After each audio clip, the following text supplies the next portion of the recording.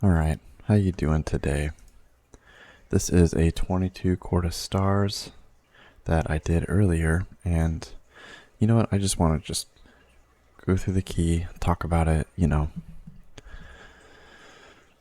there were a few mess ups, but honestly this week is kind of a push week, especially if you have a priest to do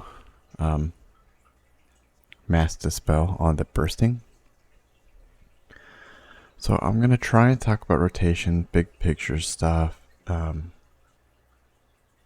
just go through the key here. If you're a newer player or you're kind of struggling with route, especially on some of these older Legion keys that I know for me this was kind of a harder one because some of the randomness to it, especially the second half of the dungeon. This whole boat thing kind of sucks. It really depends on who gets the first couple boats, and then the last two boats just take forever to get there. It's just part of the game. Unfortunately, eats up like a minute of your time. But this is a fast dungeon, a 30-minute timer, and the first minute of it, you can't even do anything.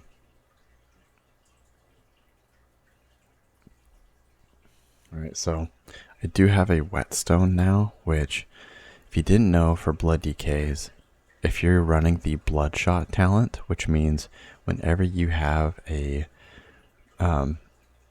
blood shield active, you do 25% increased physical damage, and whetstone actually scales off of that physical damage from that.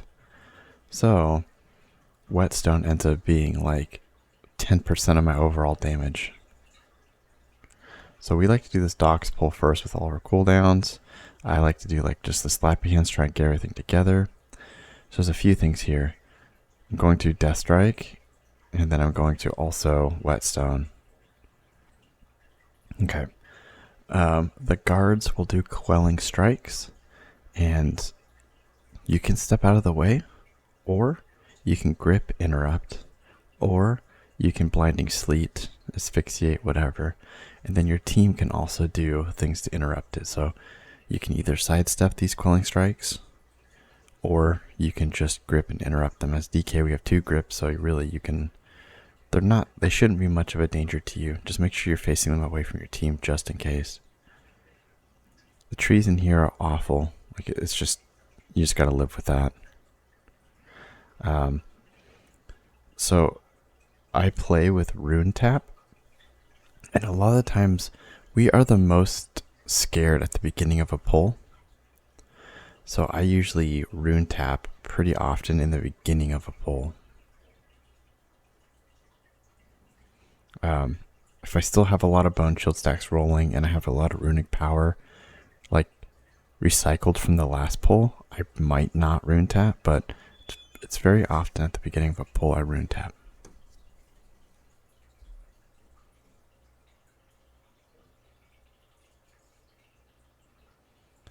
Suppress, you want to kick for sure.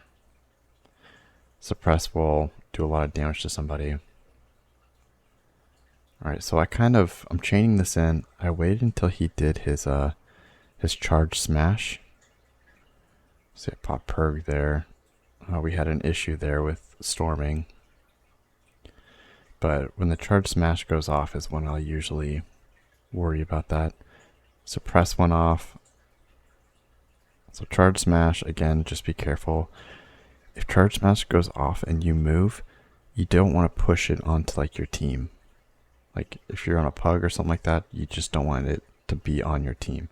So Nihilus is kind of in a scary spot here. One, I've got a lot of Quelling Strikes coming. Charging Station is okay to go off if he's the only mob. If there's more than him,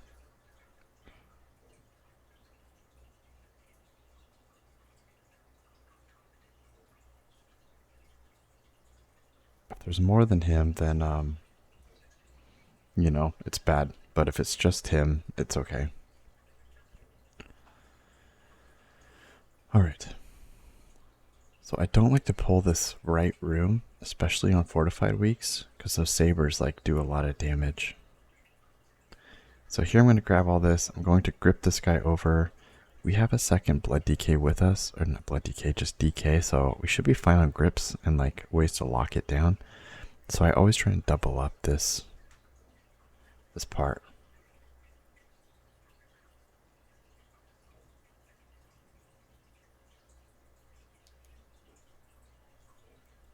You know, again, charge smash happens, I just face them towards this wall. That's just how I do it. Because the quelling strikes, if they go off, I just want to always to be towards the wall and not towards my team. So this is just kind of like how I ping pong this. If a construct is going to do anything, like I sidestep, but then I come right back. So charge smash hits, I just come back around again. That's all I do. Just back and forth.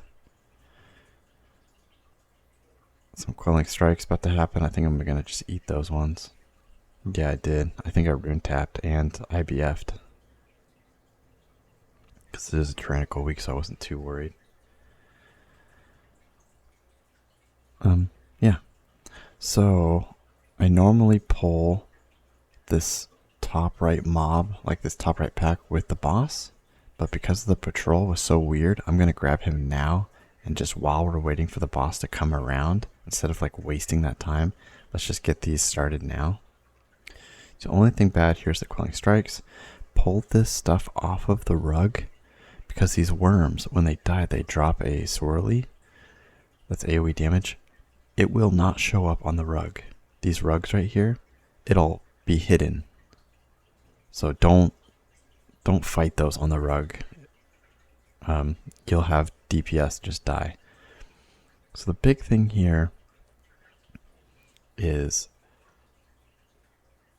you want Gerdo here to just think of like his big thing, his resonate slash as a big X. Now you don't want it to face your ranged who are standing behind, right? So you always kind of need to have it like sideways, like that. But he's also going to do street sweeper, so you got to do your best to just stay mobile, like he's going to street sweeper, and then I immediately need to move and reposition him for the resonating slash or resonant slash. Hinder needs to be kicked, and that comes from the beacon on the right side. Most pugs or most groups will actually leave that beacon up because the RP at the end of this run right before the last boss is shorter if you failed a certain section. So it's like if you did this whole thing quote unquote undetected, the final boss will argue with somebody. But if you failed it, she won't do the argue. She'll be like, yeah, they got through. And it's much shorter.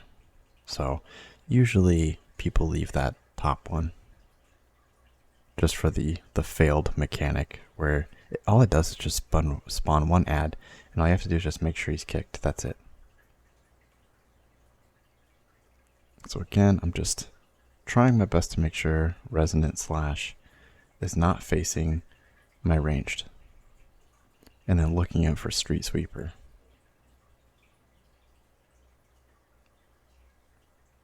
And then so we hit the vial. If you are an alchemist or you have a rogue, there's a vial at the top. Pretty much at 25% life, he'll just go and drink it and die. So just someone has to click it before the solemn night flask.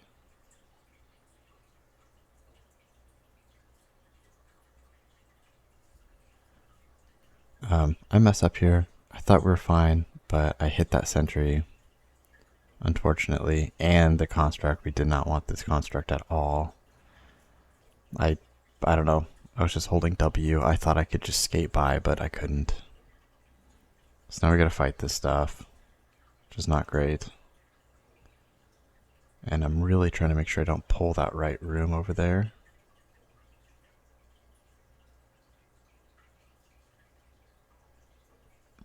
Meanwhile, our rogue went and did the death skip. If I didn't pull this stuff, I would have been able to fight some mobs on the other side of the bridge and keep him alive. But, you know, we We made a mistake, and then we're just going to make the best out of it. It's an extra count we definitely did not need. But, you know, it is what it is. So this map opens up a lot. And we want to get rid of some of these patrols fast. Ideally, the imps need to go down fast. So here's another mess up where me and the team just weren't talking or coordinated. I need to get a sleet here. So I didn't know if it was me who was going to do the sleet or if it was going to be Nihilus, or I don't know. I didn't know who was going to do the next interrupt. And as the tank, you should honestly just like err on the side of caution and do it. Like it just, that was like 2 or 3 deaths right there for like 0 reason.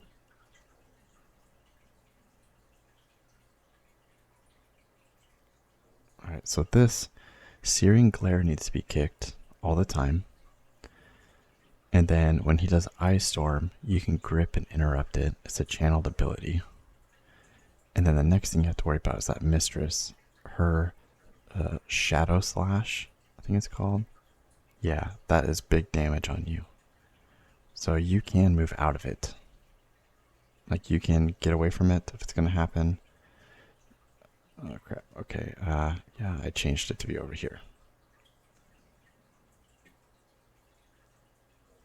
Yeah, it looks like Archie thought he could like LOS it on along that little pillar, which was not going to happen for sure. As the tank, well, as a Blood Decay, I don't know about other tanks, but I don't have to LOS. I can just live it, right? I can just stay in. So when Ice Storm's about to happen, I can grip it. When Shadow Slash is about to happen, I can try and deal with it. Shadow Slash is magical, so Anti-Magic Shell will stop that as well.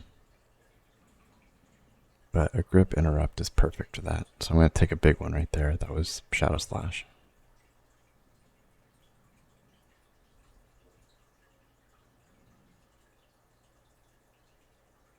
So, yeah.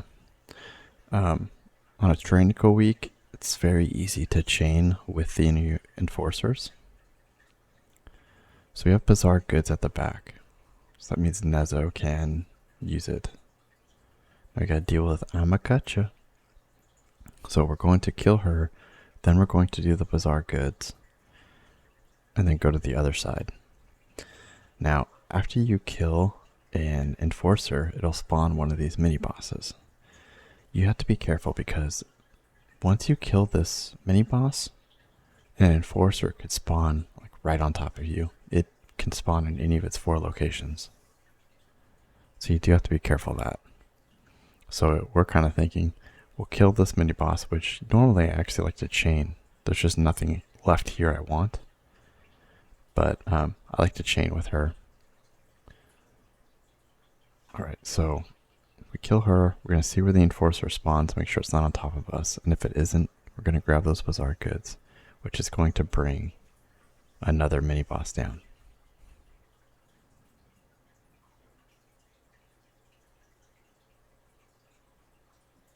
Okay, Enforcer is nowhere here, so we're going to grab it.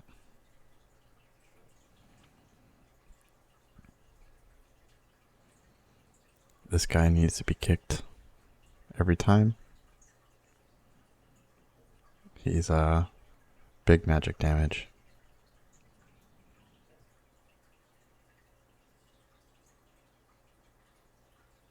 And so I keep my kicks pretty close to my center of my vision so I can see who has kicks and who doesn't.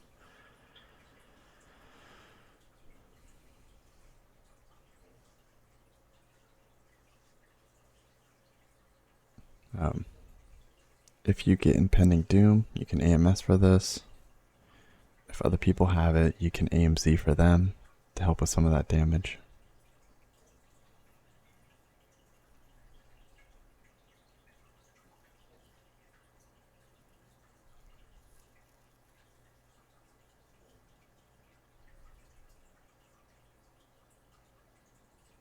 And yeah, I mean, on Fortified weeks, this is usually like one you want to lust because he does hit really hard on Fortified. These mini bosses scale with Fortified. Okay. So now we need to get to the other side of the room. Unfortunately, this patrol is coming back around, so it's time to just mount up and just go around it.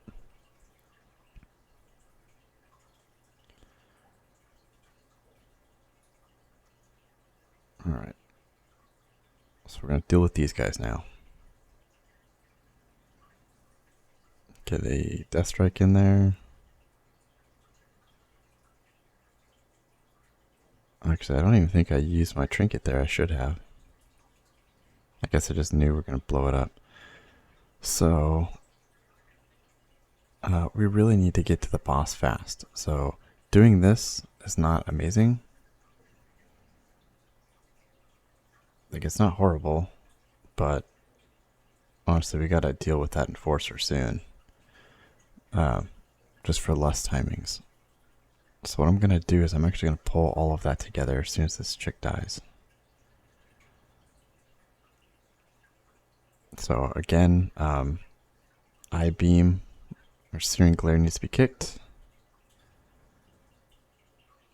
Okay, now I need to Death Strike, and then I need to, pop my Whetstone. So here I'm just going to tank this. I've got plenty of runic power. Just sit in all this. Fell detonations are fine. I just need to make sure Searing Glare is kicked, and I need to make sure when he does Ice Storm, I grip him to interrupt him. So Ice Storm's coming out. Grip it. Stop it. Searing Glare. And then the Mistress, the big thing again, is that Shadow Slash. Just make sure we get that taken care of. And then so the normal stuff for Blood Decay is you want to make sure you're above 5 Bone Shield stacks. You want to make sure you have at least 3 runes on cooldown all the time, because only 3 runes can recharge at a time. So if you think about it, you're actually losing out on runes over the course of a whole dungeon if you don't have at least 3 regenerating all the time. If you only have 2 regenerating at a time, you're missing out on 1 rune every 7 seconds or whatever, right? So it adds up fast. So try your best to make sure you have 3 runes being spent at a time. And then, Tombstone will eat up 5 of your Bone Shield stacks, but it's going to lower the cooldown of your Dancing Rune weapon. So don't use Tombstone if Dancing Rune weapon is off cooldown. If you have both up, do Dancing Rune weapon first, then do Tombstone. So that way it'll work towards that cooldown. Dancing Rune weapon will bring 2 of your 2 copies of your swords, which will also mimic your abilities at 33% effectiveness. So if you do Morrowind, they both will too. So you'll get a lot of Bone Shield. It'll get you Bone Shield stacks fast. So you can bank on that for Bone Shield stacks. It also gives you 4 when you pop it. So that's how you can manage your Bone Shields. So I went down to 4 and then boom, back to 10 real quick. And then kind of when you get in these higher keys, this rotational stuff is more like automatic. Like I'm not really thinking about it. I'm just doing it just because I've done it for like 2 years now. So I'm not really thinking about it. It's just happening. I need to think big picture. I need to think what needs to be kicked, what needs to be gripped, what needs to be, when can I AMZ to help us? When can I, you know what I mean? Those are the things I'm worrying about.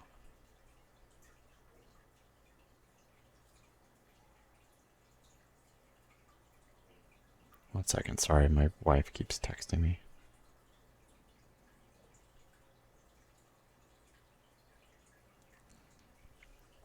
Alright, so just learning the damage profiles and how you can help, what you can bring to the team besides just being an unkillable god. Like, tyrannical weeks are a joke to Blood DKs, because the normal trash is not scary to you, and then the tank busters, if you have an answer for every tank buster, I mean, how Blood DK works is It snapshots how much damage we took in the last 5 seconds, and that is going to determine how much of your death strike is going to heal you. So, on tyrannical weeks, tank busters do a lot of damage. We can death strike and like be back at full immediately. And if you see on my weak auras, it shows me how much that above my death strike, there's a percentage number there. That is telling me how much of my life it's going to death strike back.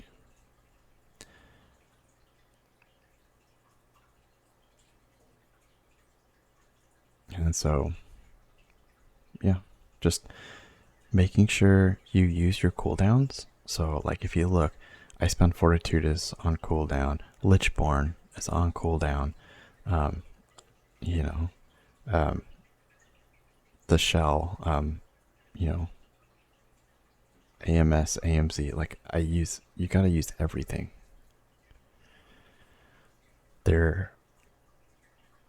are relatively weak-ish cooldown sometimes, but they're up fast, so you can really have an answer for every single situation. You just gotta use them. Alright, this is a weak aura I have where when I hover over somebody, it kind of shows their model in 3D for me. I messed up right there. So it kicked me out.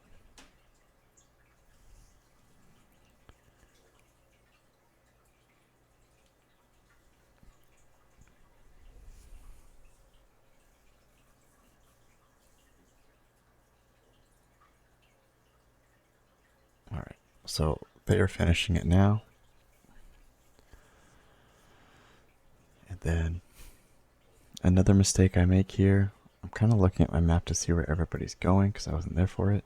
Now I saw my DK friend already walking over there, so I followed him.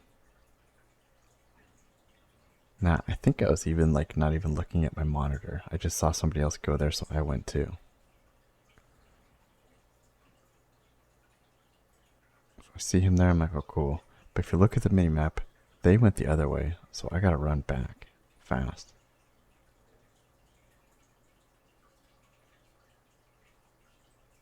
So another little mistake I made, but I mean, if you look at our timer, we're like insanely okay on time.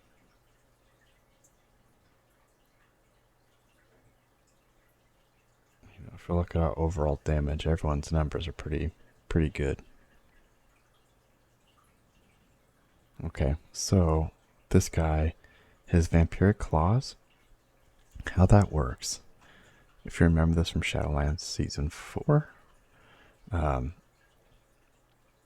vampiric claws will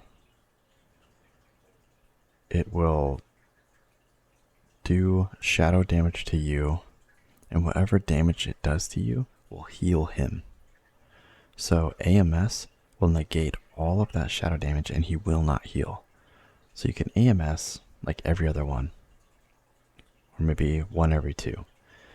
But the other ones you can't.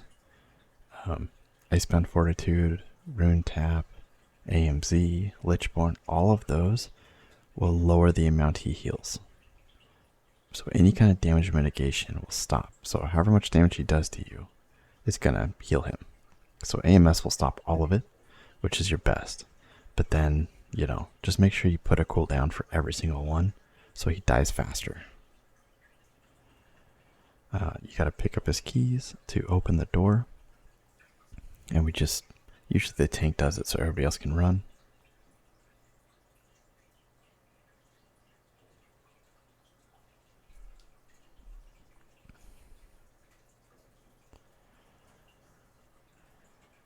Okay.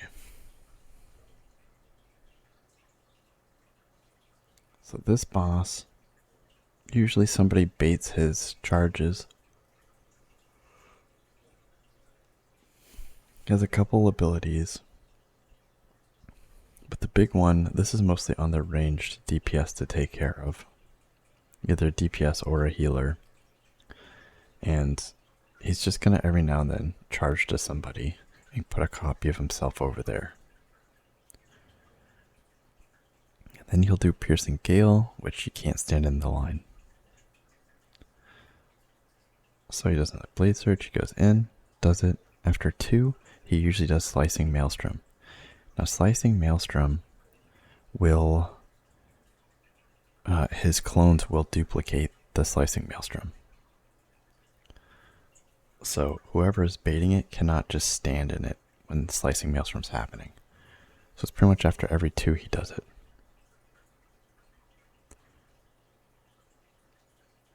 Okay, Slicing Maelstrom. So again, people can't be standing on his spots for that.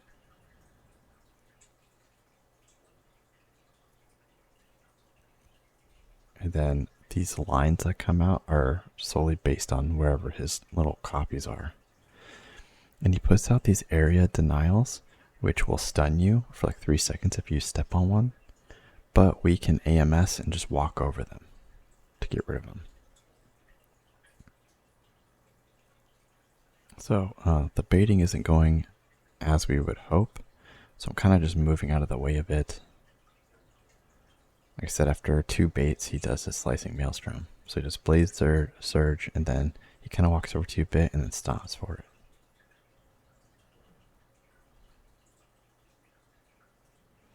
Nihilus goes down. I res him. So to battle res somebody, it costs 30 runic power, by the way. So just make sure that you're safe before you use your 30 for it.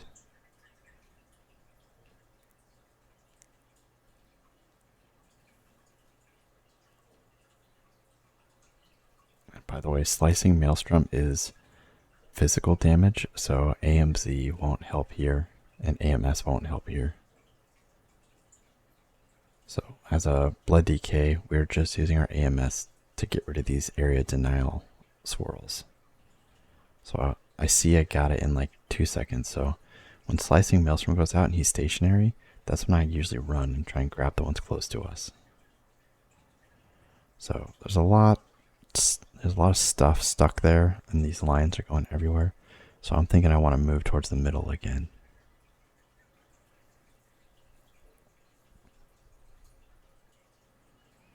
All right. So I'm just making sure I have my Bone Shield stacks, trying to use my cooldowns. See, Lichborn is active right now, which is like 15% DR while it's up, and it's up for a good amount of time on a 2-minute CD. So it's a pretty good one. Don't neglect these cooldowns. They're, even if you think you're like healthy, it's still good to do. So there, 22 quarter stars timed with like 2 minutes left. I did 42.5k overall, and a lot of that's going to be actually like Slicing Maelstrom was my 4th overall. Anyways, thank you so much for watching, and have a good day.